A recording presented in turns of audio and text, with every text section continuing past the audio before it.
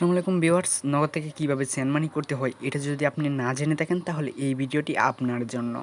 তো চলুন ভিডিওটি শুরু করা যাক। নগদ থেকে সেন্ড মানি করার জন্য প্রথমে আপনারা মোবাইলের ডায়াল প্যাডে চলে আসবেন। ডায়াল প্যাডে আসার পর এখানে একটি কোড ডায়াল করতে হবে, অর্থাৎ নগদের যে কোড, এই কোডটি হলো *167#।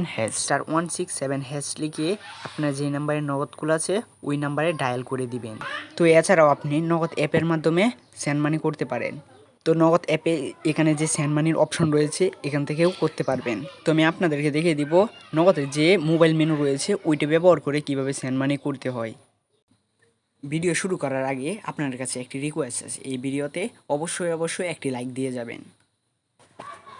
তো *167# লিখে আপনার যে নাম্বারে নগদগুলো আছে ওই নাম্বারে ডায়াল করে দিবেন। তো আমি ডায়াল করে দিলাম, জাস্ট আপনারা একটু ওয়েট করবেন। লুট হওয়ার পর দেখতে পাই প্রথমে আছে ক্যাশ আউট, তারপর সেন্ড মানি। তো আমরা যেহেতু সেন্ড মানি করব তাই টুলেকে সেন্ড করে দিলাম।